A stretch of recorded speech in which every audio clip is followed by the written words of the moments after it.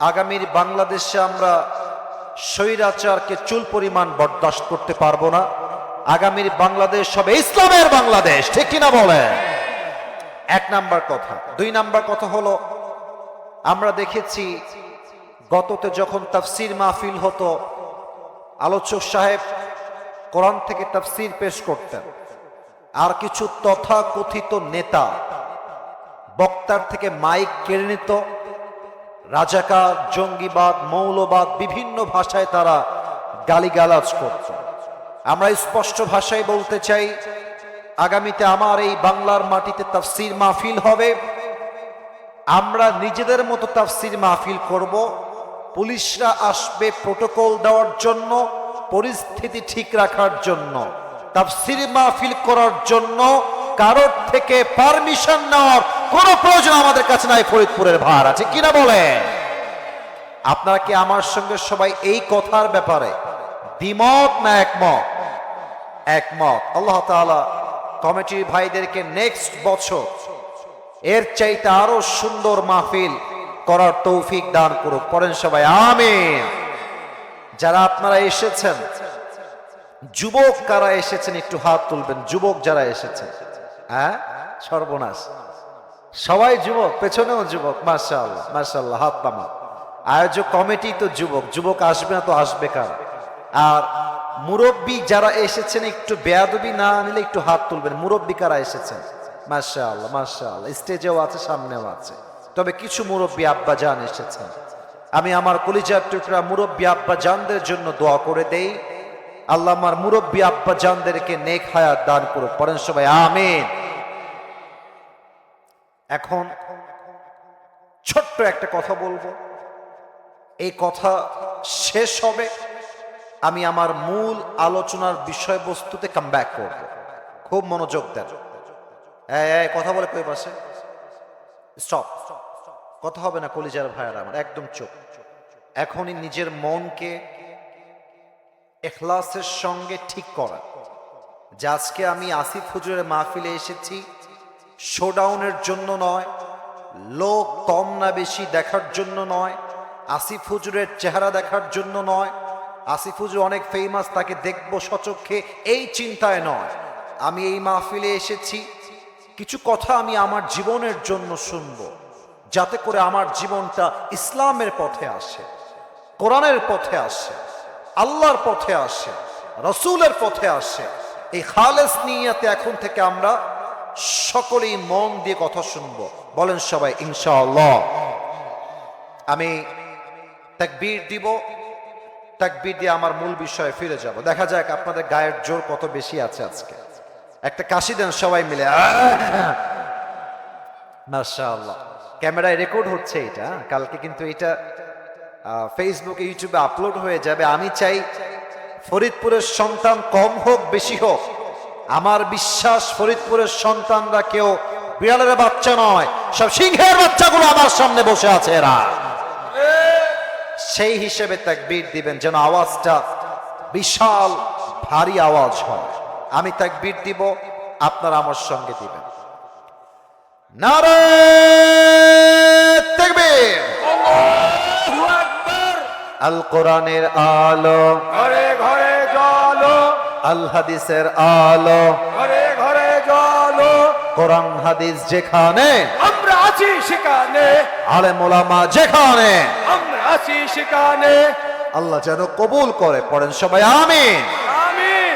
আমার ফরিদপুরের ভাইয়েরা, আজকে আমার আলোচনার মূল বিষয়বস্তু হচ্ছে the life of hair after, পরকালের জীবন। আমি সবার থেকে এবার আলোচনার বিষয়বস্তুর নামটা জানতে চাই।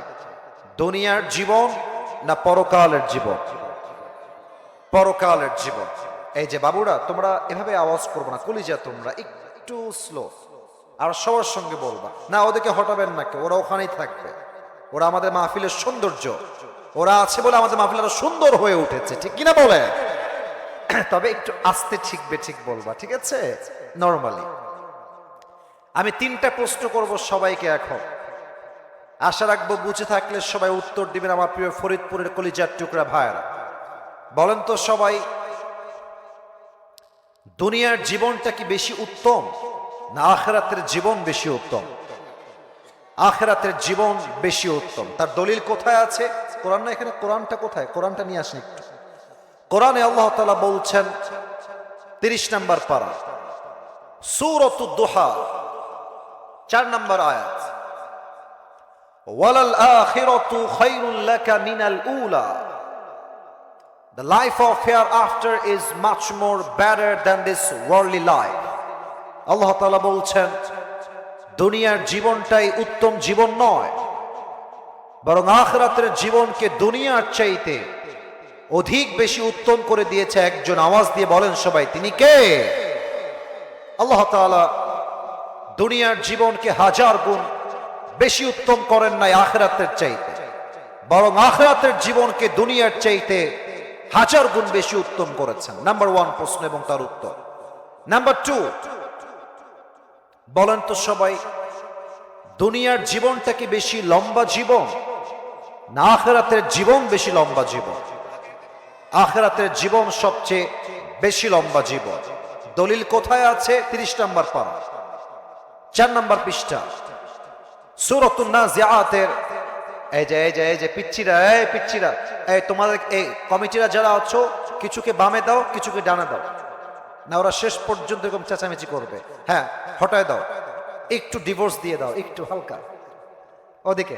হ্যাঁ, একসঙ্গে বসলে এদের শয়তানে গুতাবে। একটু ডানে বামে যাও। হ্যাঁ, মাশাআল্লাহ, বাবুরা আমার কলিজার টুকরা, নিষ্পাপ মাসুম বাচ্চা। এই যে সোনামণি, নতুন নতুন নতুন, একদম কথা হবে না, একদম চুপচাপ। হুজুরের কথা শুনবা, আওয়াজ করবা না, একদম চুপচাপ।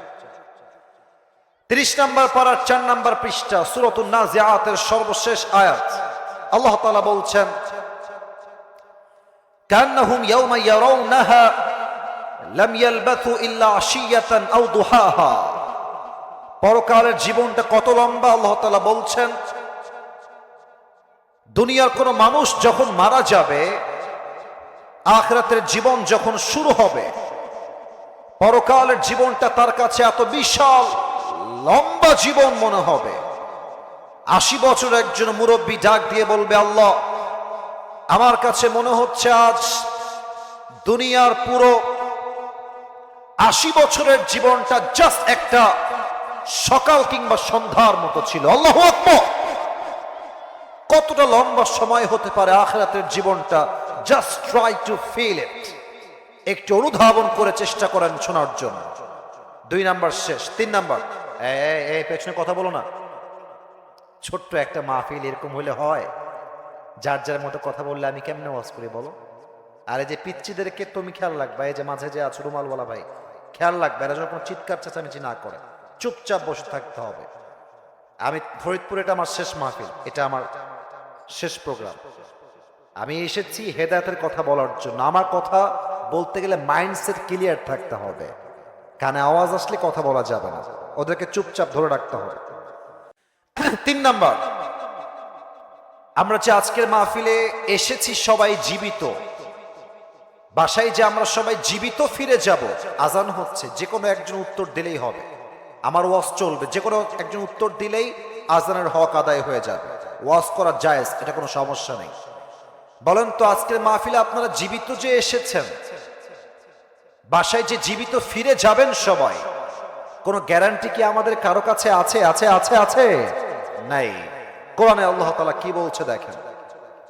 আল্লাহ রাব্বুল আলামিন বলছেন, বান্দা শোনো শোনো, লিকুল্লি উম্মাতিন আজাল ইযা জাআ আজালুহুম ফালা ইস্তাখিরুনা সাআতাও ওয়ালা ইস্তাকদিমুন।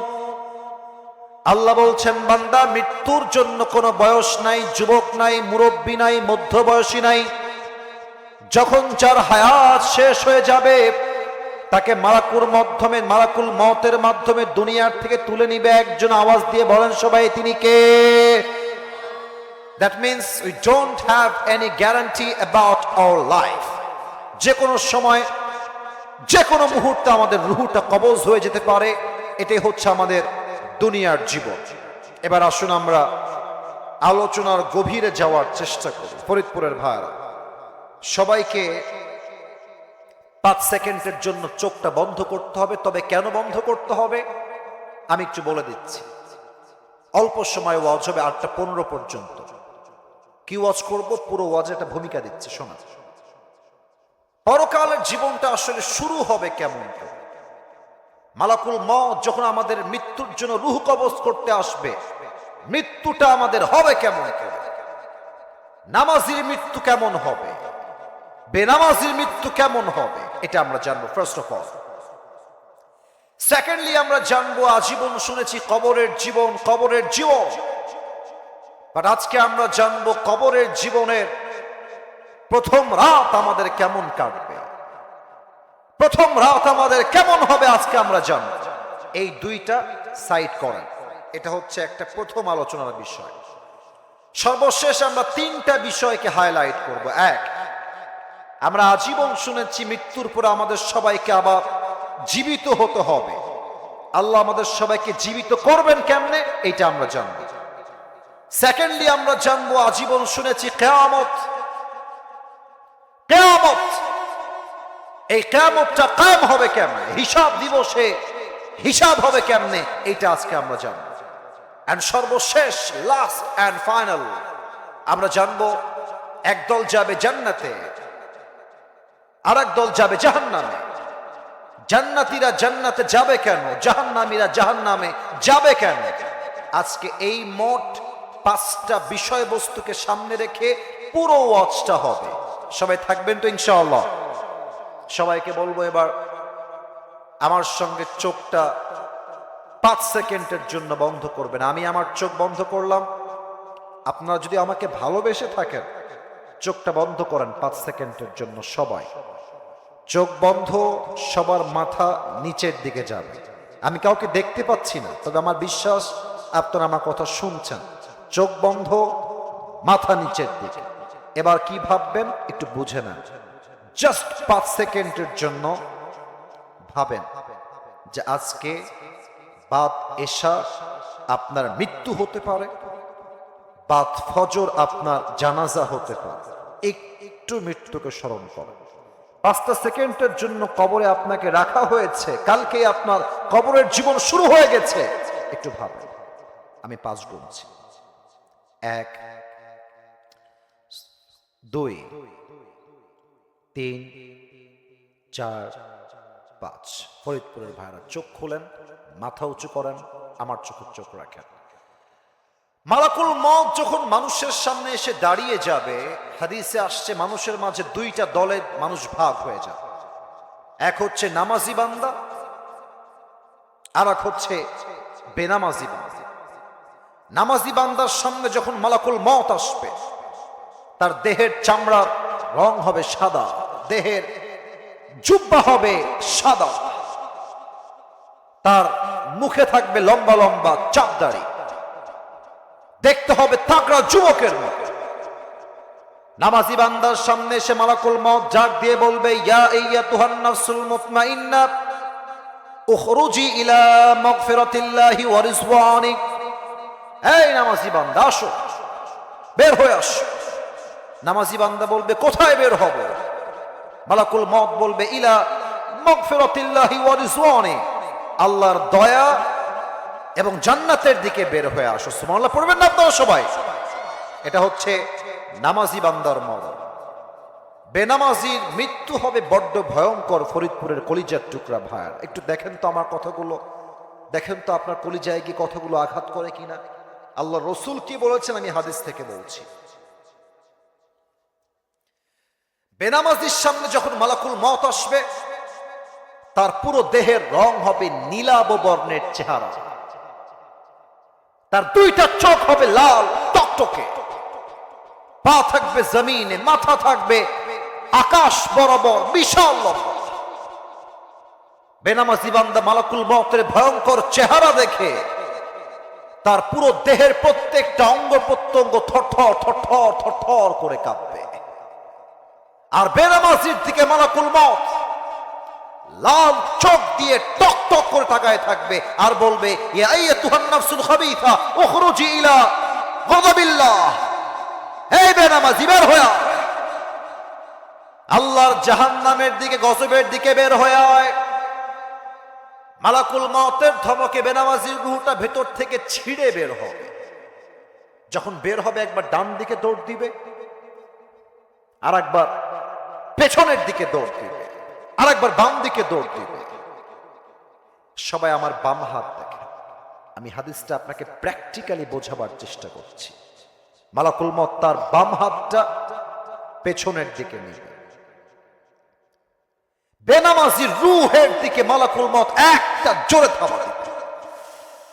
যখন তার রূহটাকে তার বুক থেকে এমনি টেনে হিচড়ে বের করবে, হাদিসে আসছে একটা জীবিত ছাগলকে যাবেহ না করে তার চামড়া কেউ যদি টেনে হিচড়ে ছিঁড়ে ফেলে, ওই ছাগলটার যে পরিমাণ কষ্ট হয় তার চাইতে কমসে কম 70 গুণ বেশি কষ্ট দিয়ে বেনামাজি যুবক, বেনামাজি মা, বেনামাজি বোন, বেনামাজি মুরব্বী তার রূহটা 70 গুণ বেশি কষ্ট দিয়ে কবজ করা হবে। বলেন সবাই নাউজুবিল্লাহ। আচ্ছা বলেন তো আপনারা, যুবকরা বলবেন বিশেষ করে, এই যে বললাম 70 গুণ বেশি কষ্ট হবে বেনামাজির মৃত্যুর সময়, এখানে এমন কেউ কি আছেন যে এই আযাবটা সহ্য করতে পারবেন? এমন কেউ কি আছে? আছে আছে কেউ না। রূহ যখন কবজ হয়ে যাবে, ব্যাস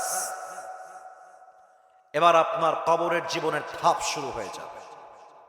হাদিসে আসছে পরকালের জীবনের প্রথম ধাপ হলো কবর। তবে প্রশ্ন করব একটা সবাইকে এই মুহূর্তে, উত্তর হয়তোবা 95% মানুষ ভুল দিবেন, 95% মানুষ ভুল উত্তর দিতে পারেন।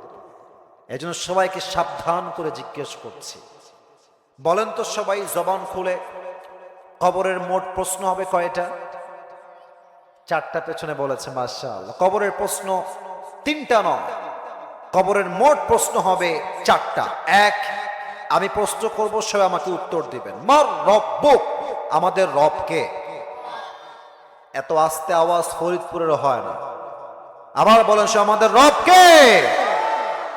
আল্লাহ আমার রব, এই রবই আমার সব, দমে দমে তনু মনে তারি অনুভব। তোমার দুনিয়াতে আমি যেদিকে তাকাই, অথই নিয়ামতে ডুবে আছি সবাই।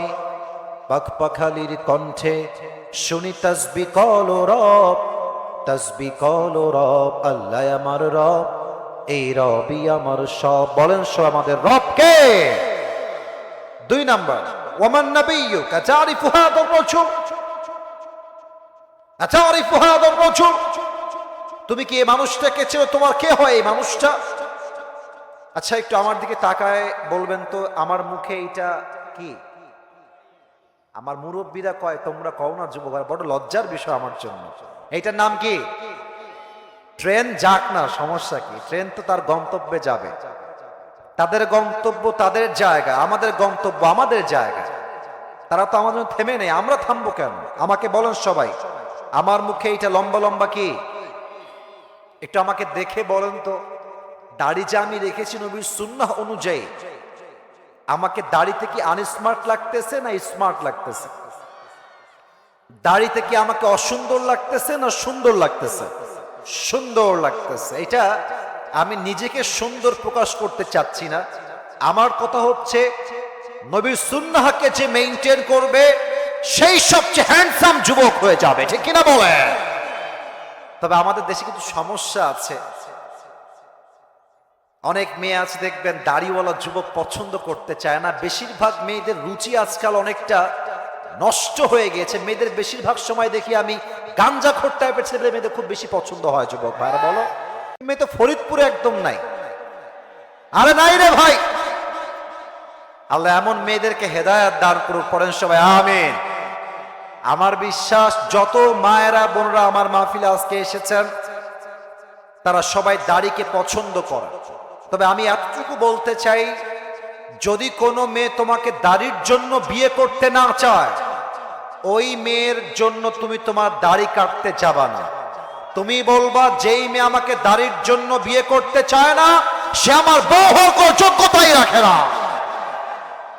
আর আরেকটা কথা বলবো, আসলে মুরব্বীরা আছেন, দে আর অল রেসপেক্টেড পারসন, সবাই সম্মানিত ব্যক্তিবর্গ আমার ডানে বামে বসে আছে। আমি কথাটা বলতে আমি ফিলিং সো শাই, লজ্জা পাচ্ছি, বাট আমাকে বলতে হবে। তোমাদের যদি কোনো মেয়ে এমন থাকে লাইফে, দেখো যে তোমাকে দাড়ির জন্য বিয়ের প্রস্তাবটা রিজেক্ট করে দিয়েছে আর বলছে আমি আপনাকে দাড়ির জন্য বিয়ে করতে পারবো না, তুমি বলবা যে আপু আপনার মতো মেয়ের জন্য আমার মতো দাড়িওয়ালা যুবক পারফেক্ট হবে না, আপনার মতো রুচির মেয়ের জন্য বিটিএস এর হিজরা ছাড়া পারফেক্ট কোনো অপশন আমার কাছে আর নাই। আল্লাহ এমন মেয়েদেরকে দাড়ির মূল্য বোঝার তৌফিক দান করুক, পড়েন সবাই আমিন। এবার বলেন তো সবাই, আমার নবীর মুখে লম্বা লম্বা চাপ দাড়ি ছিল কি ছিল না? আমার নবীর মতো সুন্দর এই তল্লাটে দ্বিতীয় আর কেউ কি হতে পারে?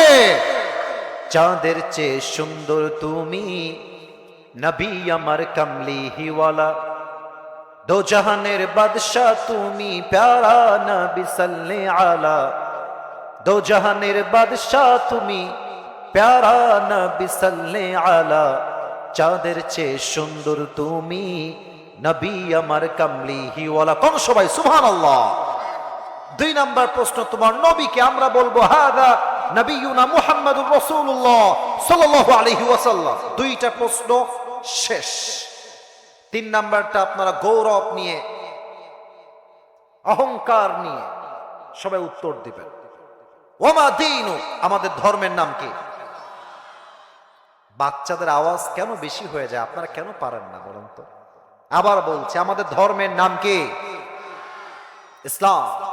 আমাদের ধর্ম, আমাদের ধর্ম ইসলাম বলেই আমরা ভারতের দাদাবুদেরকে ছাড় দিয়ে কথা বলি, ভারতের সাংবাদিকদেরকে আমরা ছাড় দিয়ে কথা বলি।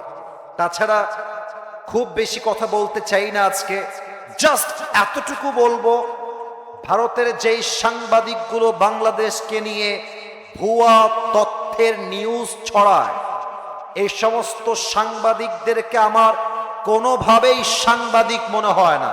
মনে হয় এই সমস্ত সাংবাদিক গুলিস্তানে জাঙ্গা বিক্রি করলে বেশি মানাবে ফরিদপুরের ভাই। আর একটা কথা, যেই সাংবাদিকরা নিউজ করে, ওরা বলেছি বাংলাদেশ আর থাকবে না, আমরা চট্টগ্রাম নিয়ে নিব, তারপরে আমরা ফেনীকে নিয়ে নিব, সব নিয়ে নিব, বাংলাদেশকে আমরা দেউলিয়া করে ছাড়বো। বেটা, এটা কোনো মামুর বাড়ির আবদার নয় যে আমার মাতৃভূমির 1 ইঞ্চি মাটি কাটতে চাইবে, তার পিঠের চামড়া একটাও থাকবে না ফরিদপুরের ভার আমার। মনে হয় ডক্টর ইউনূস সাহেব ভদ্র মানুষ, বাংলাদেশের মানুষরা ধর্মপ্রিয় মুসলমান, তারা শান্তি চায়। মনে রাখবা, পানি যতই ঠান্ডা হোক, কিন্তু পানির স্রোত যখন একবার শুরু হয়ে যায়, পানির স্রোতে বিশাল উঁচু পাহাড় ভেঙ্গে চুরে চূর্ণ বিচূর্ণ হয়ে যায়। অনেকে দেখি নেতা সাহেবরা বলেন, এখানে অনেক নেতা আছেন, আমি সবাইকে উইথ ডিউ রেসপেক্ট বলছি, অনেকে আমাদেরকে বোঝাতে চান যে ভারতকে আপনারা ভয় করে কথা বলবেন, ভারতের সৈনিক বেশি, সোলজার বেশি, আর্মি বেশি। আমি তাদেরকে সম্মানের সঙ্গে বলছি, তাদের সৈনিক হতে পারে 1 লাখ, আমাদের সৈনিক হতে পারে 1000, তবে পার্থক্য সংখ্যায় নয়, পার্থক্য এক জায়গায়। ভারতের 1 লাখ সেনার মাঝে আল্লাহর প্রতি ঈমান নাই, আর আমার বাংলাদেশ মাতৃভূমি 1000 সৈনিকের মাঝে আল্লাহর প্রতি অগাধ বিশ্বাস এবং ভরসা আছে। আর হাদিসে এসেছে, আল্লাহর হাবিব বলেছেন, একজন ইমানদার সাচ্চা মুসলমান 1000 কাফেরের সমান, ঠিক কিনা বলেন? অতএব আমাদের সঙ্গে শান্তি চাইলে ওয়েলকাম, আসেন, আমরাও শান্তি চাই। বাট আমাদের সঙ্গে যদি যুদ্ধ করতে চান, এটা কোনো সাধারণ যুদ্ধ হবে না, এই যুদ্ধের নাম হবে গজওয়ায়ে হিন্দ। এবং এই যুদ্ধের জন্য বাংলার জমিন থেকে 1টা শহীদ আবু সাঈদ নয়, 2টা শহীদ আবু সাঈদ নয়, এই ফরিদপুরের জমিন থেকে হাজার হাজার শহীদ আবু সাঈদ মাথায় কাপড়ের কাপড় বেঁধে বুকের তাজা রক্ত দিয়ে শহীদ হওয়ার জন্য রাস্তায় নামতে বাধ্য হবে। হাত তুলে বলো সবাই ঠিক কিনা। নারায়ে তাকবীর, নারায়ে তাকবীর। ইসলামের শত্রুরা, ভারতের দালালেরা, হুঁশিয়ার সাবধান।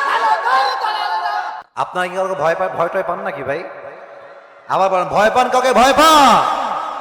আল্লামা দেলোয়ার হোসেন সাইদি হুজুর বলতেন, বিড়ালের মতো 500 বছর বেঁচে থাকার কোনো দাম নাই, সিংহের মতো 1 ঘন্টা গর্জন দিয়ে আমরা বাঁচতে চাই ফরিদপুরের ভাড়ায়। 3 নাম্বার প্রশ্ন, আমাদের ধর্ম হচ্ছে ইসলাম। ফেরেশতা বলবে কিরে, এ তো একটা প্রশ্নেও আটকায় না। এবার ফেরেশতা বলবে ওয়ামা ইলমুক, ওয়ামা ইলমুক, তুমি এতগুলো জ্ঞান অর্জন করেছো কই থেকে, তোমার জ্ঞানের উৎস কোথায়? আমরা বলবো আমাদের জ্ঞানের উৎসের নাম মাশাআল্লাহ। কোন বাঘের বাচ্চা আসছে? মাশাআল্লাহ, অনেক আওয়াজ ভালো পেয়েছি। বলেন সবাই আমাদের জ্ঞানের উৎস কোথায়? আল্লাহ বলবে এই ফেরেশতা থামো, আর না, আর প্রশ্ন করো না, থামো, স্টপ স্টপ, থামো, যাও, আমার বান্দার কবরটাকে তোমরা জান্নাতের বাগান বানায় দাও, আমার বান্দার কবরটাকে তোমরা 70 গজ লম্বা করে দাও। কোন সবাই সুবহানাল্লাহ। আজকের ওয়াজ যদি বাদেশা হতো আপনাদেরকে অনেক ওয়াজ শোনাতাম প্রিয় ভাইরা, তবে বেশি সময় নেই। এখন আমরা সেকেন্ড পার্টে আসবো। সবাই 2 হাত তোলা, সবাই 2 হাত তোলা। আমার সঙ্গে তাকবীর দিবেন, আমার সঙ্গে দিবেন, একটা তাকবীর দিবেন। দ্বিতীয় বিষয়ে আমরা যাব। কি হয়েছে? প্রতিবন্ধী ছেলে কি সমস্যা? দোয়া চাওয়ার জন্য। আচ্ছা ঠিক আছে, ওকে এটা শেষের দিকে দিলে ভালো হবে। ঠিক আছে। ওয়ালাইকুম আসসালাম। মাশাআল্লাহ, একজন প্রতিবন্ধী, আল্লাহকে শেফায়ে আজলা কামিলা দান করুক। পড়েন সবাই আমিন। ঠিক আছে, বসে দাও, বসে দাও, বসে দাও, বসে যাও, বসে যাও। মাশাআল্লাহ, তাকবীর দিবেন আমার সাথে। দেখা যাক গায়ের জোর কত বেশি মাঝের দিকে। নারায়ে তাকবীর। আল কোরআনের আলো, ঘরে ঘরে চলো, আল হাদিসের আলো, ঘরে ঘরে চলো। কোরআন হাদিস যেখানে, আমরা আছি সেখানে, মাশাআল্লাহ, আলেম ওলামা যেখানে, আমরা আছি সেখানে, ফরিদপুরবাসী যেখানে, আমরা আছি সেখানে। আসুন আমরা লাস্ট এন্ড ফাইনাল 3টা বিষয় শুনে যাই। নাম্বার 1, পরকালের জীবনটাকে আল্লাহ সুবহানাহু ওয়া তাআলা হাদিসের ভাষ্যমত অনুযায়ী 3টা ভাগে ভাগ করেছেন। লুক অ্যাট মাই 3 ফিঙ্গার্স, 3টা আঙ্গুল দেখবেন আর আমাকে জবান খুলে উত্তর দিবেন, পরকালের জীবনটা মোট কয় ভাগে বিভক্ত? পেছনে আওয়াজ আছে, সামনে নাই। বলেন সবাই কয়টা? Number 1, if you believe in life of hereafter, then you must have to believe in on the day of resurrection. যে পরকালে বিশ্বাস রাখে, সেটা মনে প্রাণে বিশ্বাস করে আমার মৃত্যুর পরে আমার জীবনটা শেষ নয়। কোন পিচ্ছি কথা বলে রে, এবার তোরা মায়ের খাবে রে, কঠিন মায়ের খাবে রে আমার হাতে। বাবুরা, কলিজারা, সোনামণি বাবুরা, ওদেরকে কমিটিরা সামলাচ্ছে না কেন? এভাবে আওয়াজ আসলে এটা আবার ঠিক না। অনেকে বলবেন হুজুর পিচ্ছি মানুষই তো আওয়াজ করে, তো আওয়াজ করতে আসছে না। না, আবেগ দিয়ে ইসলাম চলবে না, বিবেক দিয়ে চলতে হবে। ওরা আওয়াজ করলে আপনাদের ওয়াজ বুঝতে সমস্যা হবে, আমার বুঝাইতে সমস্যা হবে, এটা বুঝতে হবে। মেহেরবানি করে ভলান্টিয়ার্স যে কোনো একজন গিয়ে ওদেরকে পেছনে দাও অথবা আলাদা করো। কারণ আমি চাই আজকের মাহফিলটা ইউটিউবে আপলোড যাবে, এটা এখানেই শেষ হবে না, পুরো বাংলাদেশ আগামীকাল দেখবে। অতএব এটা নরমাল কোনো মাহফিল নয়, এটা ঐতিহাসিক মাহফিল হয়ে থেকে যাবে। ঠিক কিনা বলেন? কোন আওয়াজ চাই না পিচ্চিদের থেকে। 1 নাম্বার, মৃত্যুর পরে আল্লাহ তাআলা আমাদের সবাইকে আবার নতুন করে জীবিত করবেন, পুনরুত্থান দিবসে বিশ্বাস। 2, if you believe in life of hereafter, then you must have to believe in on the day of judgment. যে পরকালে বিশ্বাস রাখে, সেটা মনে প্রাণে বিশ্বাস করে আমার আমল চাই ছোট হোক কিংবা বড় হোক, আমার প্রত্যেকটা আমলের জাররা জাররা হিসাব নিবে একজন। আওয়াজ দিয়ে বলেন সবাই তিনি কে? যেমনটা কোরআনে আল্লাহ তাআলা বলেছেন, ফামান ইয়ামাল মিসকালা যাররাতিন, আস্তে আস্তে আস্তে, আপনারা ওই পিচ্চিদেরকে মারামারি করতে যাবেন না, খুব বেশি ধমক দিবেন না, একদম চুপচাপ বসায় দেন। فمن يعمل مثقال ذرة خيرا يره ومن يعمل مثقال ذرة شرا يره। আল্লাহ রাব্বুল আলামিন বলছেন, বান্দা যাররা পরিমাণ ভালো আমল যদি হয় এটাও কিয়ামতের দিবসে হিসাব হবে, যাররা পরিমাণ খারাপ আমল যদি হয় এটাও হিসাব নিবে একজন। আওয়াজ দিয়ে বলেন সবাই, তিনি কে? মাশাআল্লাহ, আওয়াজ পাচ্ছি মনের মতো। এবার দুই হাত দেখেন, আমি আয়াতটা প্র্যাকটিক্যালি বোঝাতে চাই, আপনারা তুলতে হবে না, আমার দুই হাত দেখলেই হবে। দুই হাত দেখা যায়? কথা বলেন, দেখা যায়? কিয়ামতের দিন আল্লাহ তাআলা বলবেন যে আমাকে দিয়ে আমি বোঝাই। আল্লাহ বলবে, এই আসিফ হুজুরের আমল নামাটা ওজন দাও, ওজন দেওয়া হবে। তো কোরআন বলছে, ফাম্মা মান সাকুলাত মাওয়াজিনুহু ফাহুয়া ফি ঈশাতির রাদিয়া। যদি বান্দার আমল নামা জাস্ট 1% একটু উপরের দিকে উঠে যায়, জাস্ট আ লিটল বিট, একদম হালকা, আল্লাহ বলবেন যাও আমার বান্দাকে তোমরা এই মুহূর্তে জান্নাতের ফয়সালা শোনায় দাও। সুবহানাল্লাহ। আপনারা হয়তোবা নাম শুনেছেন, পাকিস্তানের একজন বড় আলেম স্কলার, তার নাম হলো মাওলানা তারিক জামিল। নাম শুনেছেন আপনারা? আমি তার কথা প্রায় আমার লেকচারে মেনশন করি, কারণ তার ওয়াজগুলো আমি একটু শুনি ভালো। যারা হিন্দি বোঝো, যারা উর্দু বোঝো, মোটামুটি তোমরা ওনার ওয়াজ শুনবা। আমি তোমাকে বলতে পারবো আশা রেখে, তার একটা ওয়াজ হয়তোবা তোমার হেদায়াতের ওয়াসিলাও হতে পারে। এতটা মারাত্মক কথা তিনি তার বক্তব্যের মাঝে প্রায় বলেন। তো সেই দিন হিসাব দিবস নিয়ে আমি একটা ওয়াজ করছিলাম, তো তারপরে আমি তার একটা ওয়াজ শুনলাম, যেটা আমি নিজেও কোট করেছি। মাওলানা তারিক জামিল সেই দিন একটা হাদিস বললেন, পরকালের জীবনে হিসাব দিবসে এক অবাক করা ঘটনা ঘটবে। কি ঘটবে? একজন যুবক আল্লাহর দরবারে দাঁড়াবে, আল্লাহ বলবে অমুক যুবকের আমল নামা তোমরা ওজন দাও। ওজন দেওয়া হবে, দুইটা আমল ওজন দেওয়ার পরে দুইটাই 50-50 হয়ে যাবে। এবার বলেন তো, জান্নাতে যাওয়ার জন্য আমল লাগে মাত্র আর কয়টা? মাশাআল্লাহ, এরা বুঝে গেছে। সবাই বলবেন, লাগে কয়টা? একটা আমল হলেই সে জান্নাতি হয়ে যাবে। তো তারিক জামিলের ভাষা হচ্ছে উর্দু ভাষা। উনি তার ভাষায় বললেন, जब उसका अमल दोनों बराबर हो जाएगा तो वो कहेगा मुझे टेंशन की कोई बात नहीं है, मेरी बाप तो यहां पर है। अगर मैं अपनी बाप से कहूं कि मुझे बस एक अमल दे दो, मेरी बाप मुझे एक अमल देगा और मैं कन्फर्म जन्नती हो जाऊंगा। যুবক বলবে আমার কোনো টেনশন নাই। এই ছেলে পেলে, তোমরা এত অভদ্র কেন বাবুরা? কেন তোমরা এত অভদ্র? এই তোমরা কেন ভিতরে আসছো না কেন? ভিতরে অনেক জায়গা আছে, পাশে কেন আছো? আচ্ছা থামেন আব্বাজান, আব্বাজান, তোমরা না আমার কলিজার টুকরা। মুরব্বীরা কি ভাবে তোমাদের ব্যাপারে? আবার কই যাও ওখান থেকে? ওখানে দাঁড়াও, ওখানে দাঁড়াও, ওখানে দাঁড়াও। তোমাদের আসতে হবে না, তোমরা দাঁড়ায় থাকো, দাঁড়ায় থেকে অপশন, কিন্তু আওয়াজ করবো না। আমাকে বাজে অভিজ্ঞতা দিয়ে বাসায় ফেরাই দিও না, আমি কিন্তু আগামীতে আসবো না। বাজে অভিজ্ঞতা দিও না তোমরা আমাকে। কতবার মানা করলাম, পিচ্ছিরা চুপচাপ, তোমরা কথা বলছো একদম চুপ। তোমাদের পায়ে আমার হাত, ভাইয়ের আমার, মাপ চাই তোমাদের কাছে, আওয়াজ করো। যুবক বলবে আমার বাপের কাছে একটা আমল চাইলেই তোমার আব্বা আমাকে একটা আমল দিয়ে দিবে, আমার কোনো টেনশন নেই। বাবার কাছে আসবে, এসে বলবে আব্বা मैं तुम्हारी बेटा हूं, मुझे जन्नत में जाने के लिए बस एक अमल की जरूरत है। अब्बा তুমি যদি আমাকে একটা আমল আজকে দান করে দাও, আমি আজকেই জান্নাতি হয়ে যাব এই মুহূর্তে। আব্বা বলবে, কে তোমার বাবা? তুমি কে? কিসের বাবা? বের হও। আমার তো দুনিয়ায় কোনো বউ ছিল না, ছেলে আসবে কই থেকে? ও খরচ, বের হও। আব্বা मैं तुम्हारी बेटा हूं, আমি তোমার ছেলে। আব্বা একটা আমল আমাকে দাও আব্বা। মর্মান্তিক হাদিসটা। বাপ বলবে, আরে যাও এখান থেকে, কে তোমার বাপ? আমি তোমার বাপ না। যুবকটা বাবার থেকে খালি হাতে ফিরে আসবে, আম্মাকে বলবে আম্মা একটা আমল আমাকে দাও আম্মা।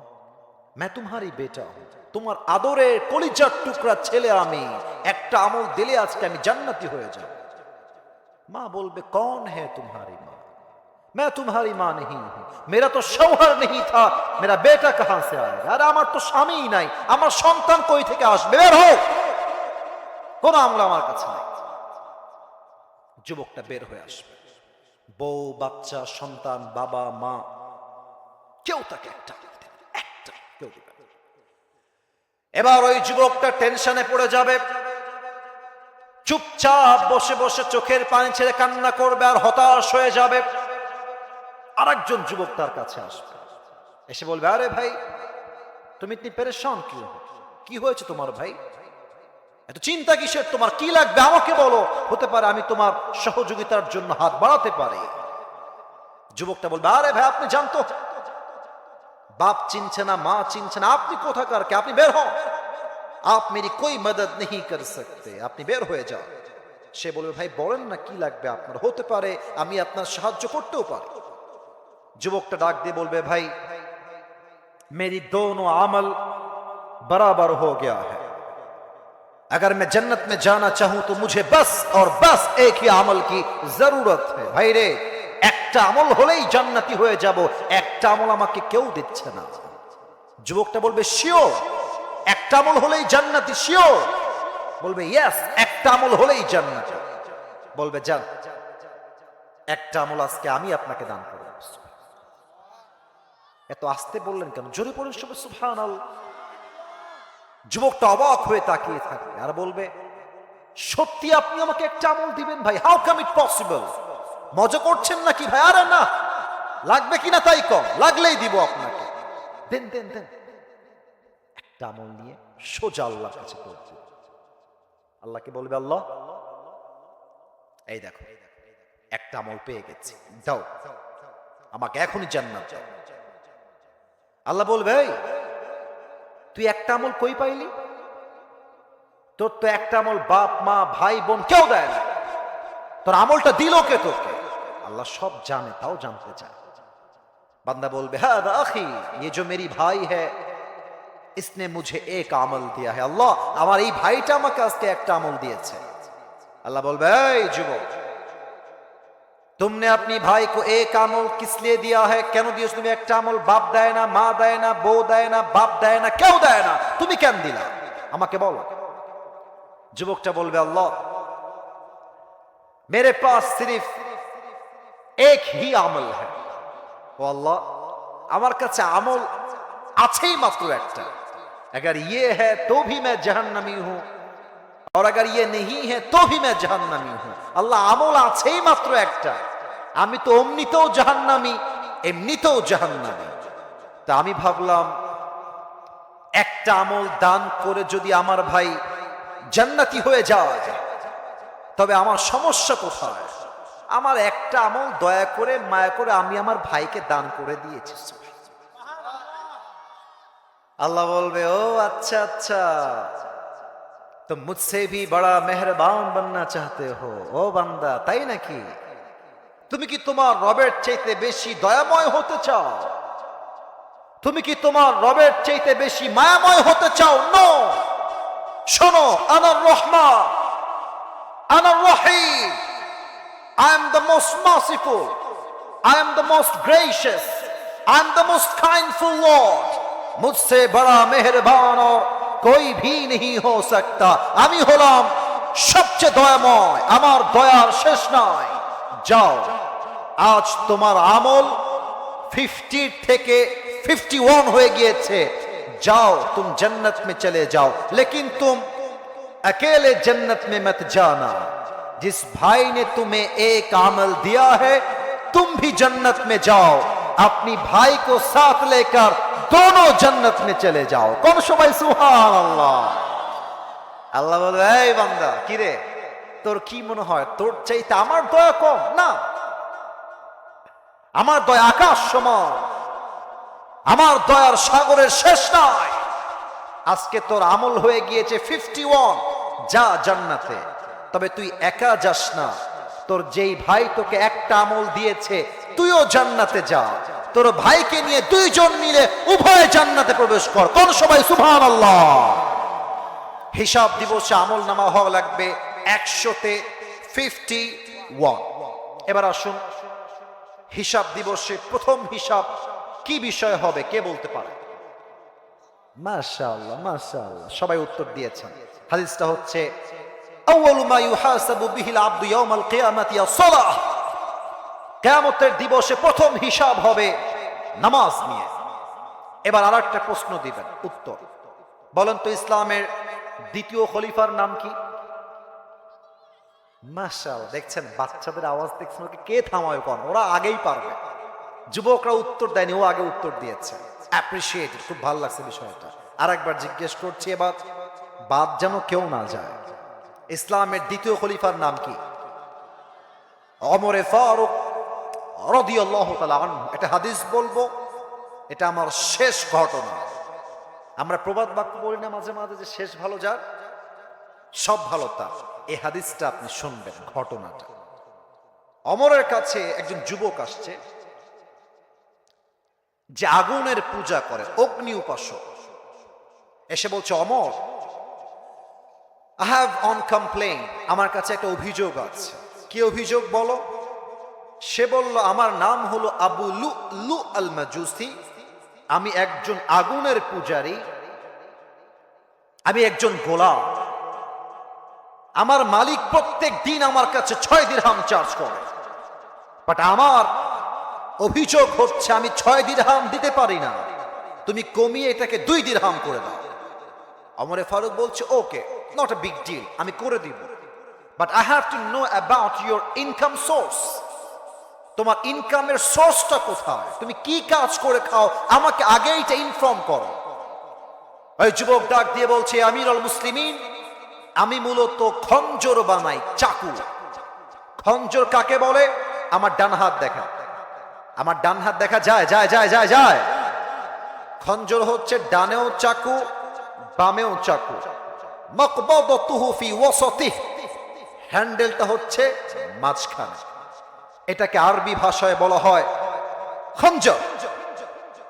তো ওমরে ফারুক বলছে, ও আচ্ছা, তুমি খঞ্জরের বিজনেস করো, তোমার তো হাজার হাজার টাকার ব্যবসা, তোমার তো 6 দিরহাম নয়, তোমার কমপক্ষে 10 দিরহাম চার্জ হওয়ার কথা। ওমর তার উল্টা রায় দিয়েছে।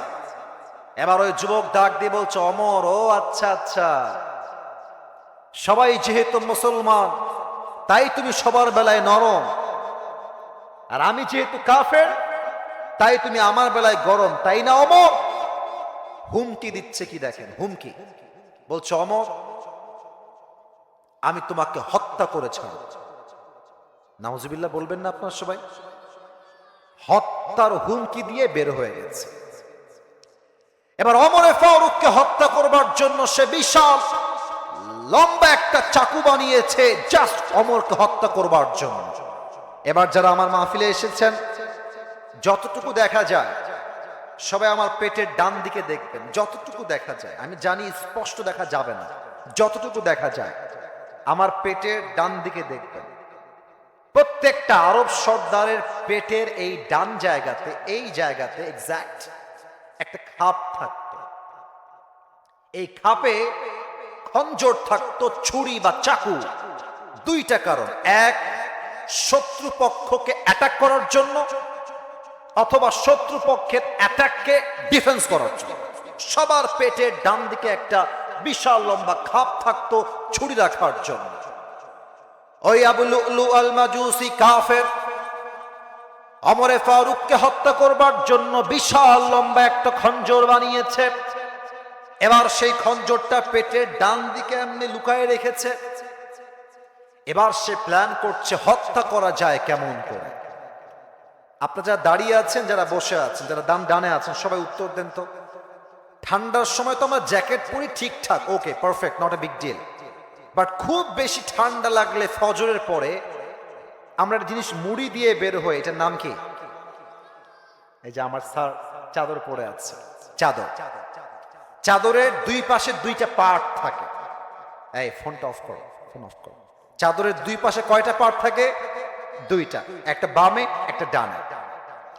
আবু লুলু আল মাজুসি একটা বিশাল লম্বা চাদর নিয়েছে, চাদরটা নিয়ে এমনে ঝুলিয়ে দিয়েছে। এবার কি হয়েছে, ঝুলায় দেওয়ার জন্য তার পুরো দেহটাই চাদর দিয়ে ঢেকে গেছে।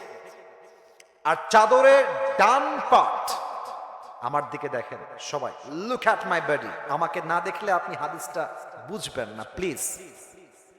চাদরের ডান পার্ট এইটাকে ধরে মুখের এই নাকের মাঝখান দিয়ে এইভাবে ধরে জাস্ট লাইক এ নেকাব অফ উইমেন, নারীদের নেকাবের মতো পুরো মুখটাই ঢেকে ফেলেছে। Okay, let me show you something, just like this, মেয়েদের নেকাবের মতো। এখন no one can see his face except his eyes, চোখ ছাড়া এটা যে কোন মানুষ, তার চেহারা কেমন, দেখতে কেমন, কেউ বুঝতে পারবে না। পুরো মুখটা ঢাকা, আর পেটের ডান দিকে বিশাল লম্বা একটা চাপ। ফজর আজান যখন হয়ে গেল, ওমরে ফারুক রাদিয়াল্লাহু তাআলা আনহু ইমাম হয়ে প্রবেশ করেছেন মসজিদে নববীর ভেতরে। ওমরে ফারুক ডাক দিয়ে বলছেন, সফু সুফুফাকুম, কাতার সোজা করো, কাঁধে কাঁধ মিলিয়ে দাঁড়াও।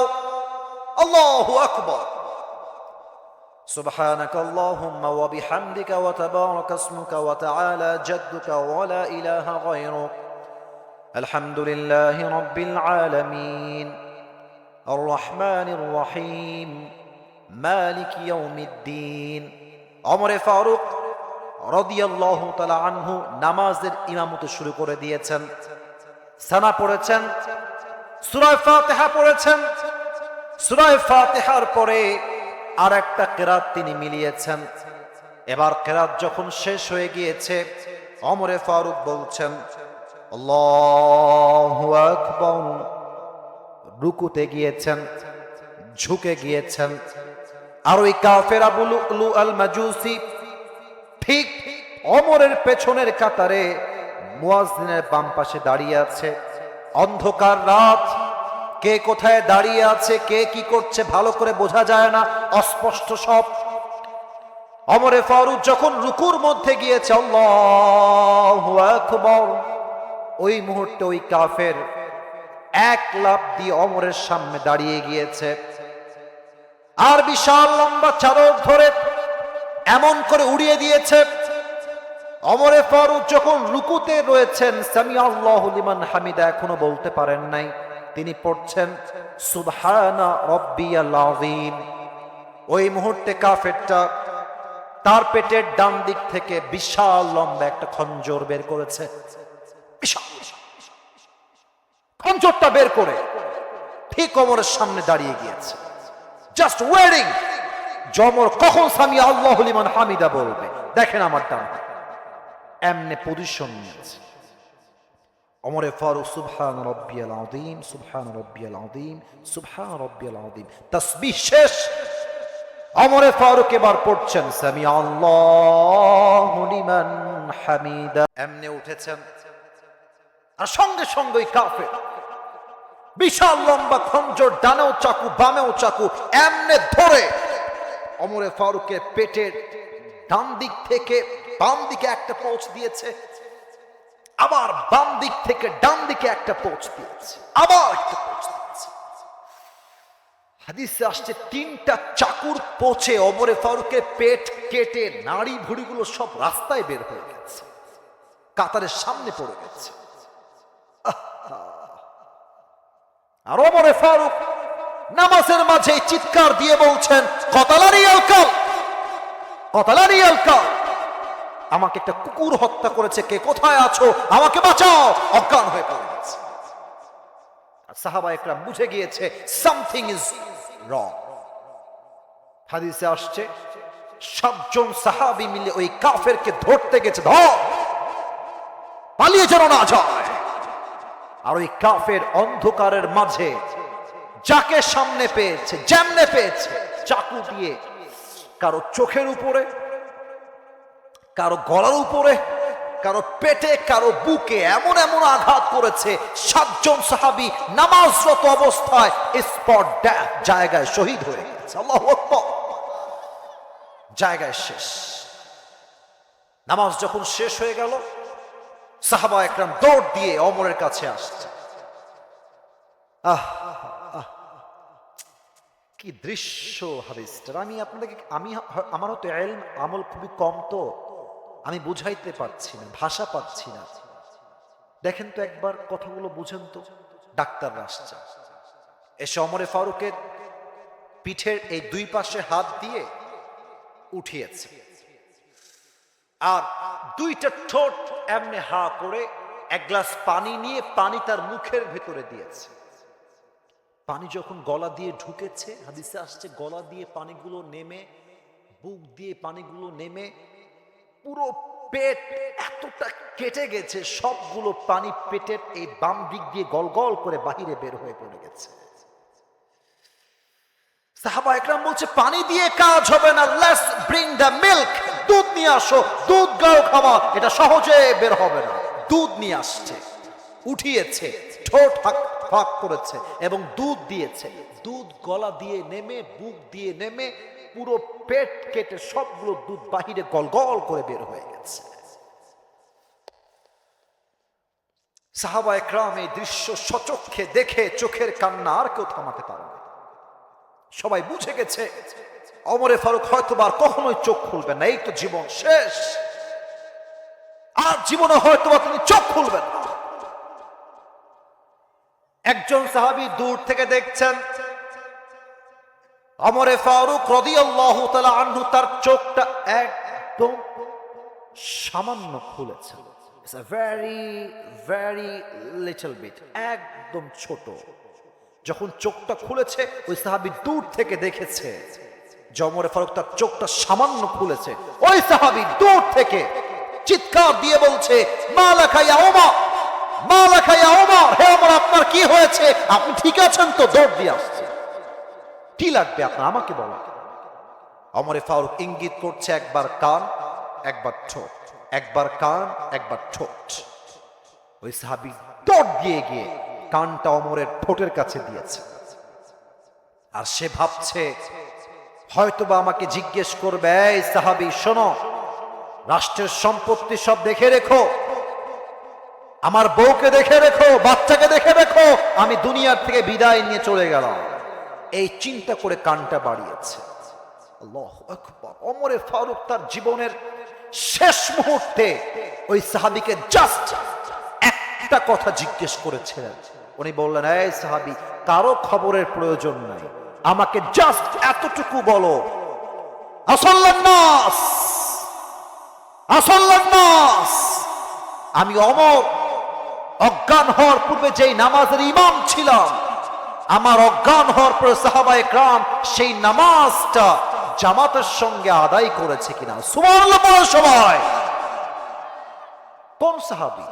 যেই সাহাবীকে আল্লাহর হাবিব দুনিয়াতে জান্নাতের টিকিট দিয়ে বিদায় দিয়েছে, দুনিয়াতে জান্নাতের টিকিট, পেট কেটে নারী ভুঁড়ি সব বাহিরে বের হয়ে গিয়েছে, সব ভুলে গিয়েছে, নামাজ ভরে নাই।